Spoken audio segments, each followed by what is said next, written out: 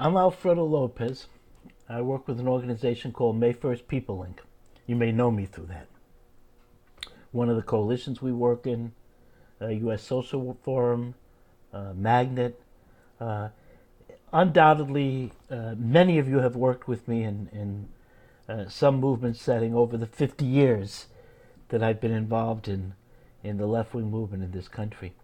And so people know me, but there's something a lot of people who know me don't know about me, which is that I'm a Marxist. I have been for about 47 of the 50 years that I've been involved in revolutionary politics. And so the work that I do is guided by Marxism, and my thinking has always been guided by the Marxist methodology. I've started thinking as I get a bit older. I'm now 67 years old. And start thinking when you get to my age, why did you do the things that you did in the way you did them?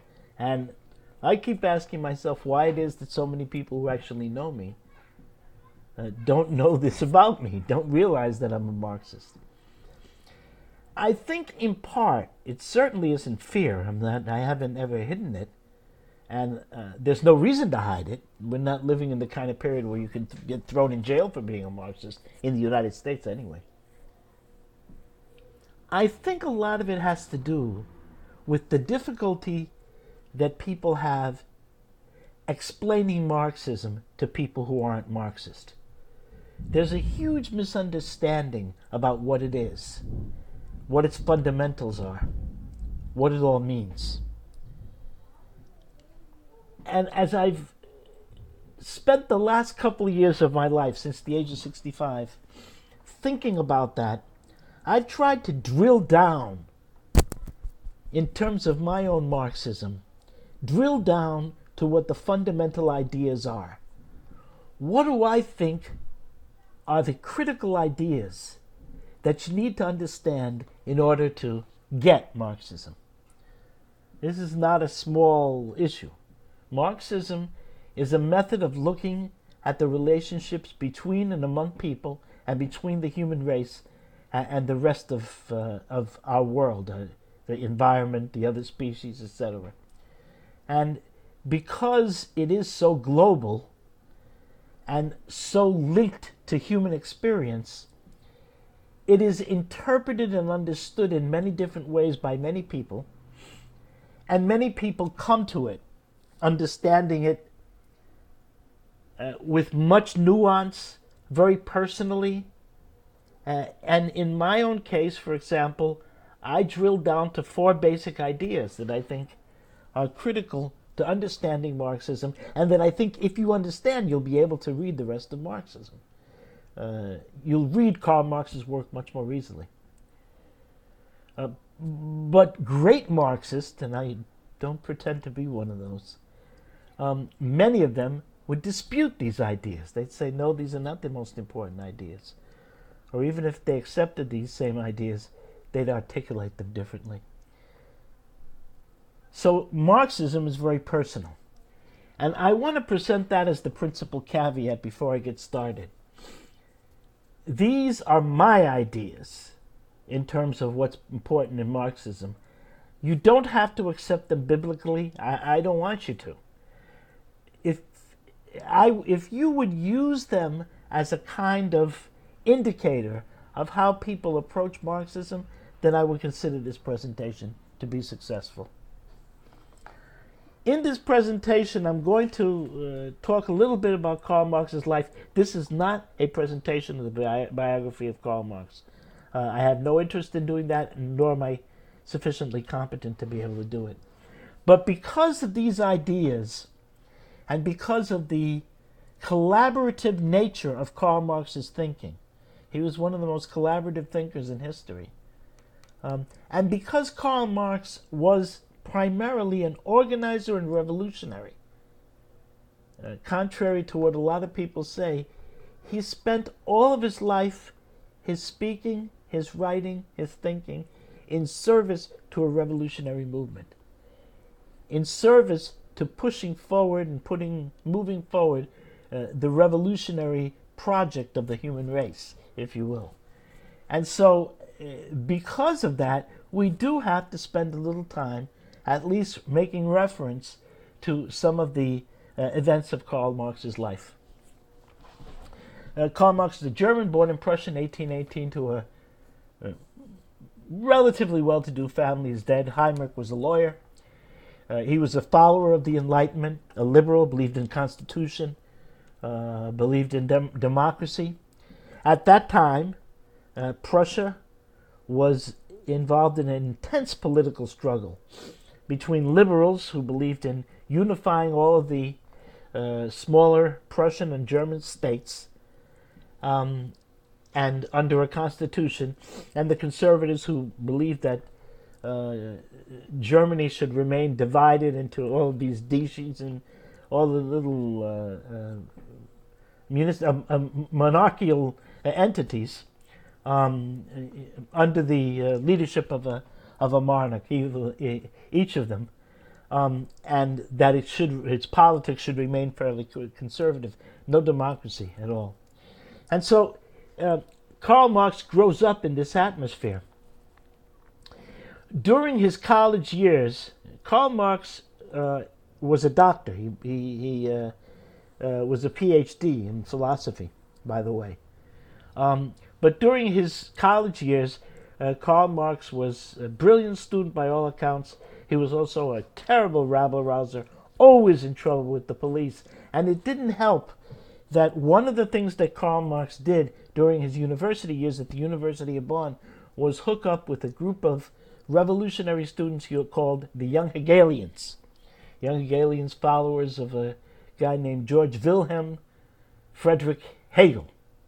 And Karl was one of these young Hegelians publishing pamphlets and doing all this kind of agitation that caught the eye of the German censors and the German police.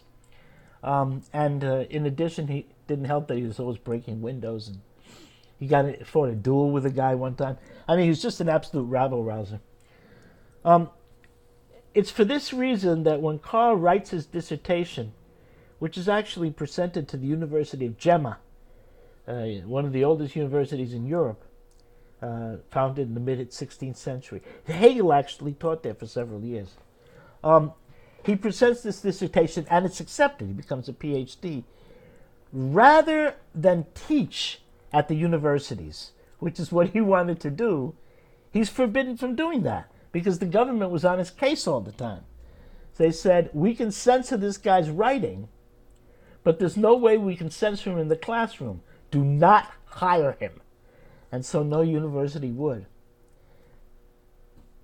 When you can't get the job that you want and you can't get gainful employment, what do? You become a journalist. And that's exactly what Karl did. He went to Cologne and began working in this newspaper called the Rhineland News. I mentioned this because two really important things happened at the Rhineland News. One is that the Rhineland News is visited by this young German guy in his early 20s named Friedrich Engels.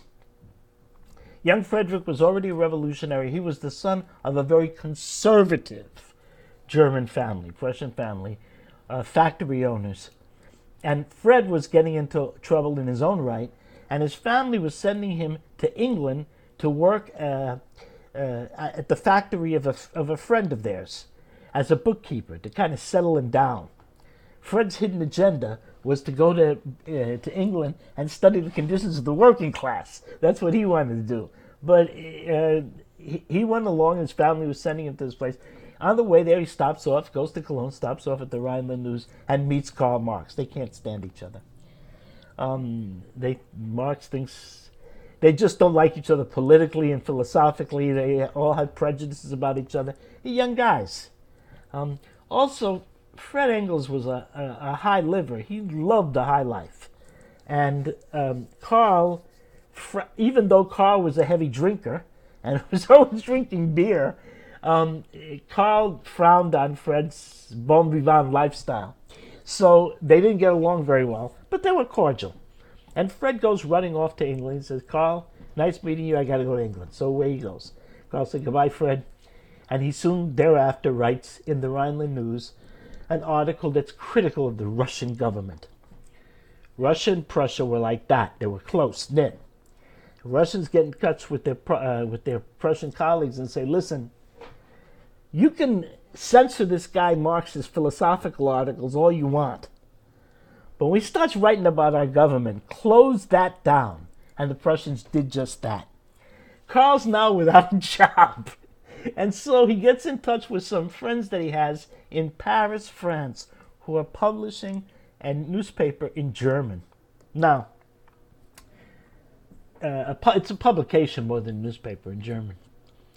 And it's published in Paris, France. Paris, France is the center for revolution in Europe. All kinds of debates going on there. Emigrants from all over Europe are congregating there, particularly Russian, particularly German. They're all going to Paris, France, and they're living in this environment of intellectual stimulation centered around the Parisian cafe. Cafes were places where these guys would all sit down around a table, writing manuscripts that would never get published, and exchanging them and changing ideas and debating it. It must have been heaven for Karl Marx. He was working at this publication during the day. During the afternoon and evening, he would hang out in the Parisian cafes and have these conversations. One of his favorite cafes was a place called Le Café de la Régence. Café de la Régence was a chess master's hangout. Great chess players from all over Europe would go there. And because a lot of these European philosophers love chess, they would go there to play chess and also to talk philosophy with each other. Obviously, they were in the same room. They'd start, debating and all the rest. And so that's one of the places Karl hung out. And he was hanging out there one day.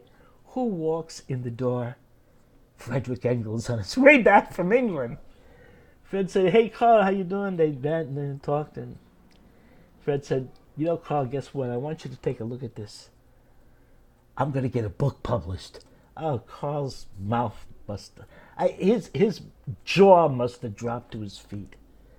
I mean, these guys never got a book published. It's amazing.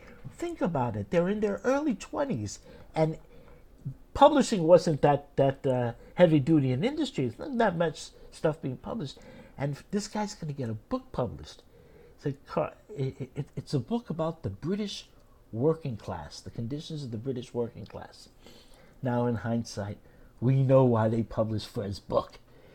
The German conservative government salivated over the idea of criticizing Great Britain at that time. The idea that you could, in Prussia, write a book in German pointing out to the lousy conditions of the British democratic society. I mean, there's nothing better than that. So, of course, they were going to do Fred's book. But Karl was duly impressed, and he read the book, and he said, "This book is great, Fred," but... And he actually did call Frederick Engels Fred for most of their lives together, by the way. And Karl said, "This book is really good, Fred, but I have a question. Why in the world are you writing about the working class?" Now, remember, for most of history, we've known Frederick Engels as Karl Marx's junior partner, the editor, the supporter of Karl Marx. Frederick Engels was a rich man. When he died, he had a fortune of $4.8 million. That's in 1898. In today's dollars, that would be $138 million. So he had money. He could support Karl for when Karl needed the support. But this idea that he's a junior partner, I'm beginning to see more and more evidence that that is not the case. There's more and more evidence coming out that they were, in fact, equal partners. And here's one piece of evidence. When Karl poses that question, Frederick says, "Karl, I'm convinced that it is the working class that will lead the final revolution you and I are committed to." And he convinces Karl Marx of this idea, the central motoring idea of all of Marx's thinking for the rest of his life.